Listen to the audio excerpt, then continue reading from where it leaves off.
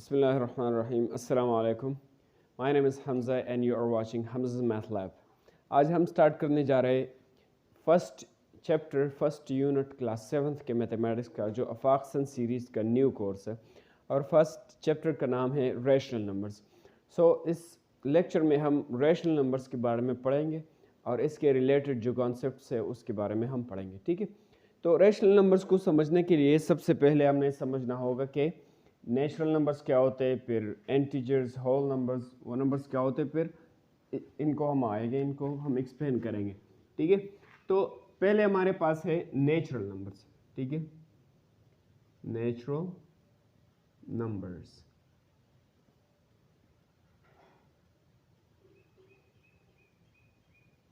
तो natural numbers हम जो है ना n से डिनोट करते हैं। ठीक है, नेचुरल नंबर का सेट जो है हम n से डिनोट करते हैं क्योंकि ये स्टार्ट n से हो रहा है। ठीक है, और इसमें वो नंबर्स शामिल हैं, नेचुरल नंबर्स वो नंबर्स होते हैं जो 1 से स्टार्ट होते हैं और इस तरह आगे तक जाते हैं। ठीक है, बहुत लोगों का गलत कॉन्सेप्ट ये है, बस स्टूडेंट्स का, बस टीचर्स का, कि नेचुरल नंबर सिर्फ 1 से लेकर 9 तक होते हैं। नहीं, 9 तक नहीं होते, ये 1 से स्टार्ट होते हैं और ये इस तरह जाते हैं। ये इनफाइनाइट नंबर्स हैं, अगर आप बिलियंस ऑफ नंबर्स तक भी जाए लेकिन ये ख़त्म नहीं होने वाले, इनफाइनाइट है। ठीक है, तो नेचुरल नंबर्स का सेट हम n से डिनोट करते हैं, ये n से स्टार्ट होता है और हम लिखते हैं यहाँ पे, ये 1 से स्टार्ट होते हैं, 1 2 3 4 और ये इस तरह आगे तक जा रहा है। ठीक है, तो ये इनफाइनाइट नंबर्स इसके बाद आ रहे हैं नेचुरल नंबर्स।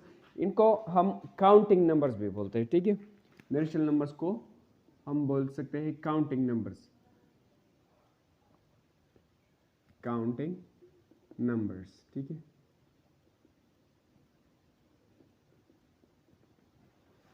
काउंटिंग का मतलब है शुमार करना। जब हम चीज़ों को गिनते हैं ना तो हम 1 से स्टार्ट करते हैं, 0 से नहीं।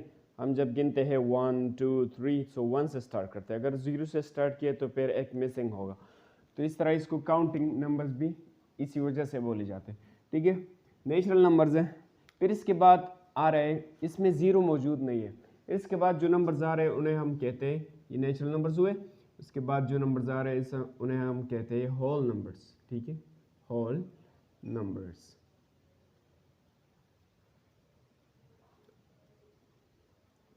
तो होल नंबर्स भी इसी तरह नेचुरल नंबर की तरह है, लेकिन उसमें एक नंबर, एक एलिमेंट ज़्यादा है। ठीक है, वो है 0। होल नंबर्स W से स्टार्ट होते हैं तो हम इस सेट को W का नाम दे देते हैं और फिर इस तरह हम लिखते हैं 0 1 2 3 और ये इस तरह आगे तक जा रहे हैं। ठीक है, तो होल नंबर्स W से हम डिनोट करते हैं इसकी सेट को। ठीक है, क्योंकि ये W से इसका आगाज़ हुआ है और इसमें ये भी नेचुरल नंबर्स है हमारे पास, 1 2 3 इस तरह आगे तक जा रहे हैं, लेकिन इसमें 0 एक एडिशनल शामिल होगी, इसमें 0 और आ गया है, तो फिर इन नंबर्स को फिर हम कहेंगे होल नंबर्स। ठीक है, अच्छा, इसके बाद जो नंबर्स आ रहे हैं वो है हमारे पास इंटीजर्स। ठीक है, ये है INTE, इंटीजर्स। तो इंटीजर्स क्या होते हैं वो हम समझ लेते हैं। यहाँ पर अगर आप लोग देख ले तो ये नेचुरल नंबर्स जो है ये होल नंबर्स के सेट में भी आ रहे हैं। ठीक है, ये 1 2 3 यहाँ पर है, ये यहाँ पर भी है और इसमें एक ज़्यादा है। इसका मतलब ये है कि ये होल नंबर का सेट जो है ये बड़ा है इस नेचुरल नंबर से। ठीक है, और ये नेचुरल नंबर का सेट जो है वो सारा का सारा मौजूद है इस होल नंबर में। तो हम फिर कह सकते हैं कि natural number is the subset of whole number. Natural number whole number का सबसेट है, मतलब इससे छोटा सेट है और ये छोटा सेट जो है तमाम इसमें आ रहे हैं। तो हम इस तरह लिख सकते हैं कि natural number is the subset of, natural number is the subset of whole numbers.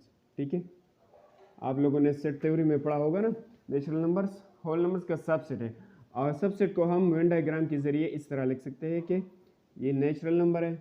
ठीक है, और होल नंबर जो है ना इससे बड़ा है, तो ये नेचुरल नंबर इसके अंदर आ गए, इसका सबसेट बन गए। इसी तरह हम लिख सकते हैं।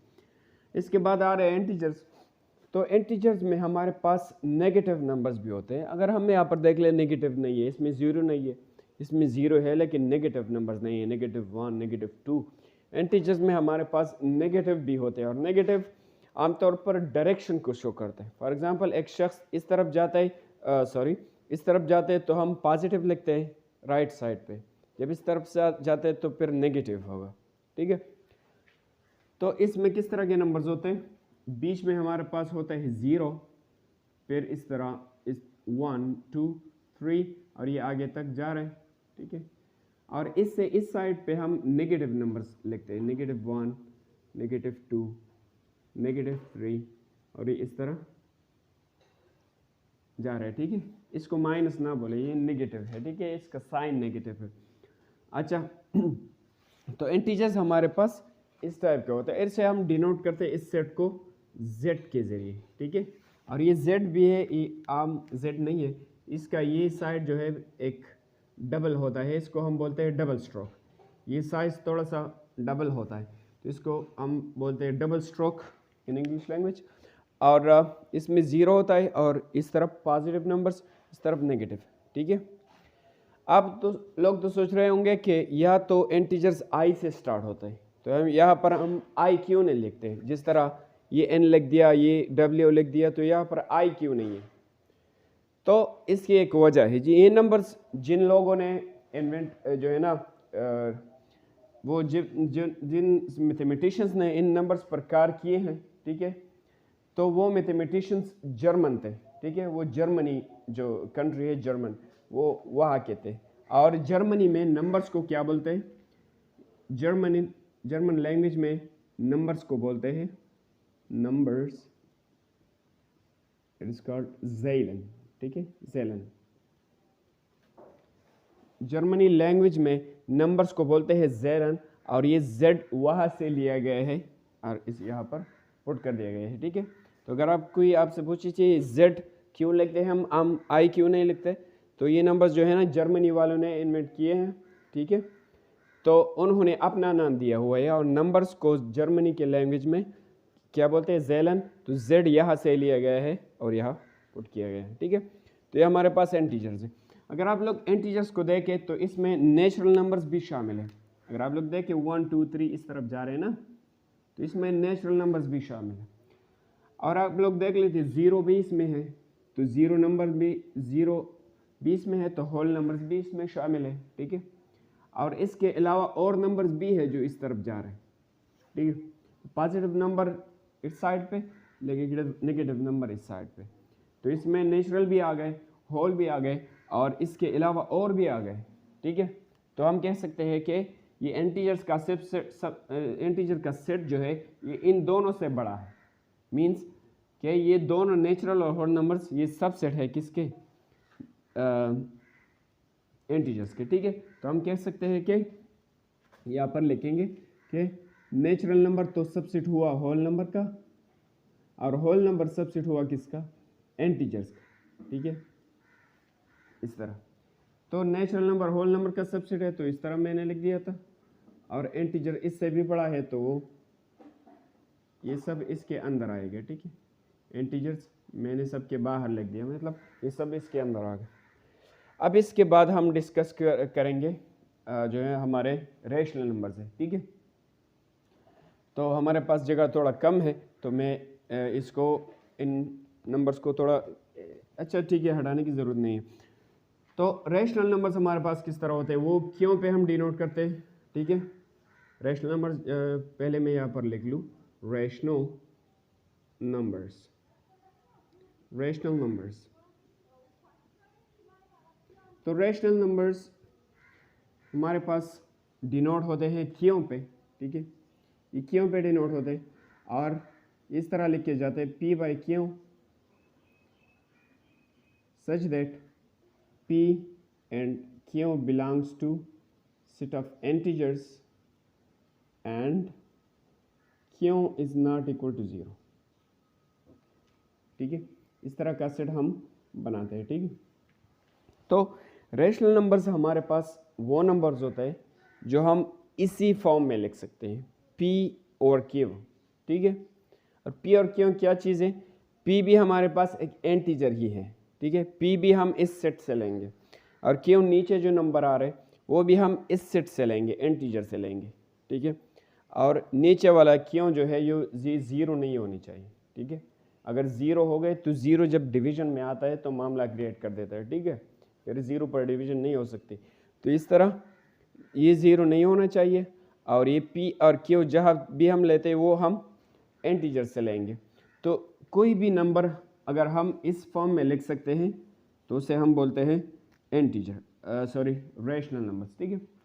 ये क्यों पर क्यों डिनोट होते हैं वो मैं बाद में बताऊंगा, क्योंकि यहाँ तो स्टार्ट आर से है ना, तो क्यों आ रहा है यहाँ पर, तो वो मैं बाद में आप लोगों को बताऊंगा। तो यहाँ पर सिर्फ ये चीज़ समझ लें, इसको हम बोलते हैं फ्रैक्शनल फॉर्म, ठीक है। फ्रैक्शनल जो एक नंबर ऊपर होता है, इस तरह बीच में एक लाइन सा होता है और एक नंबर नीचे, तो इसको हम बोलते हैं फ्रैक्शनल फॉर्म। और कोई भी नंबर जो भी नंबर जो हम फ्रैक्शनल फॉर्म में लिख सकते हैं उसको हम बोलते हैं रैशनल नंबर, ठीक है।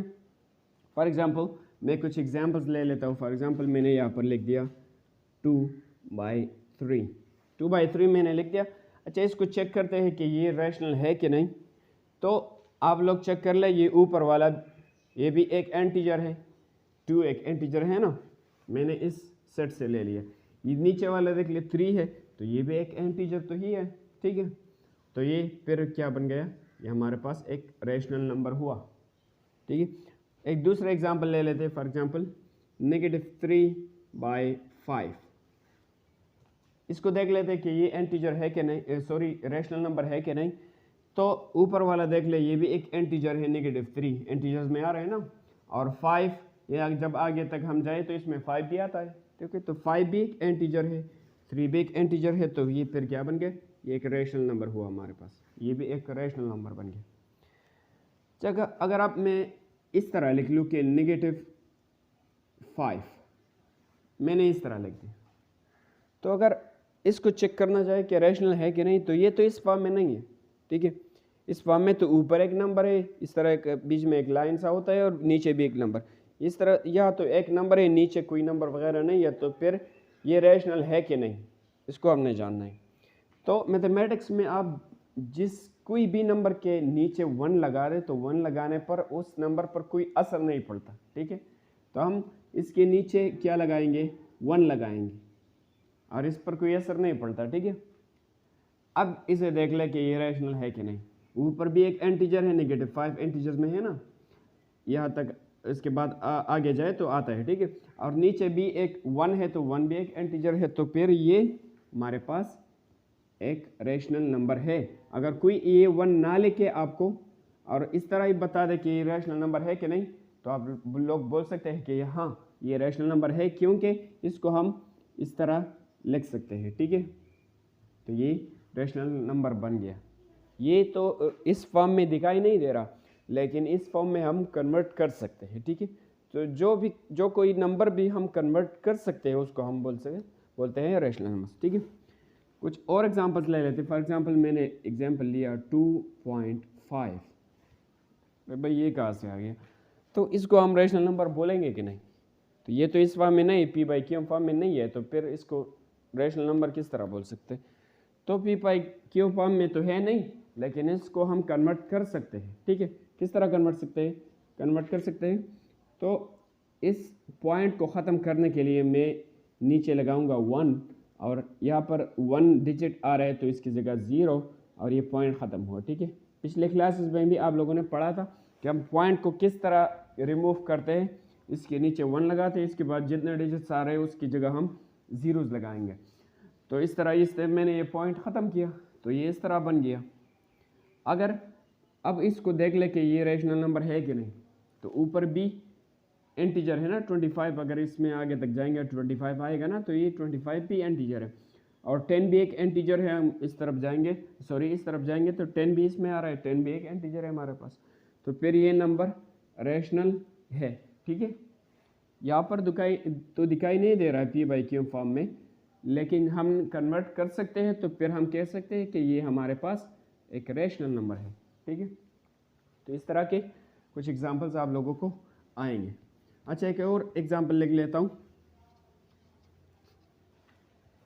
फॉर एग्जांपल मैंने लिख दिया यहाँ पे, अच्छा इसको ज़रा ठीक कर दें, मैंने यहाँ पे लिख दिया 2.3 डिवाइडेड बाय 5.6। इसको देख ले कि ये एक रैशनल नंबर है कि नहीं। तो 2.3 ये तो इंटीजर्स में नहीं है, इसमें तो जो है ना एग्जैक्ट नंबर्स आ रहे हैं, पॉइंट्स इसमें नहीं है, और इसमें तो पॉइंट है। नीचे देख ले तो इसमें भी पॉइंट है, तो फिर ये रैशनल नंबर हुआ कि नहीं। लेकिन ये तो दिख नहीं रहा, वो इंटीजर्स नहीं है, पी बाई क्यू फॉर्म में तो है लेकिन ये इंटीजर्स नहीं है, ठीक है।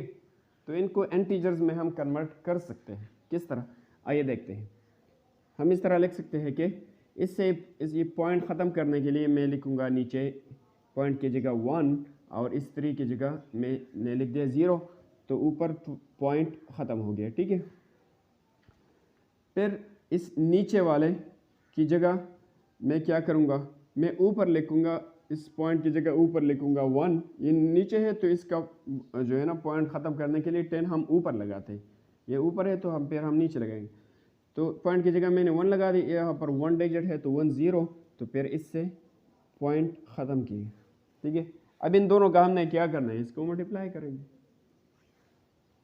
तो इससे मैंने पॉइंट ख़त्म किया, नीचे 10 लगा दिया, इससे मैंने पॉइंट ख़त्म किया, नीचे ऊपर 10 लगा दिया, ठीक है। अब इन दोनों को मल्टीप्लाई करें, या आप लोग इस तरह भी कर सकते हैं कि ये 10 के साथ कैंसिल हुआ, ठीक है। तो हमें क्या मिल गया, हमें मिल गया 23/56, 23/56 हमें ये मिल गया। और इसको आप लोग देख ले तो ये पी बाई क्यू फॉर्म में है, 23 भी एक इंटीजर है, इसमें आगे तक आ रहा है, ठीक है। 56 भी इसमें अगर हम आगे जाएंगे तो 56 भी आएगा, तो ये भी एक इंटीजर है, तो फिर ये नंबर रैशनल नंबर है, ठीक है।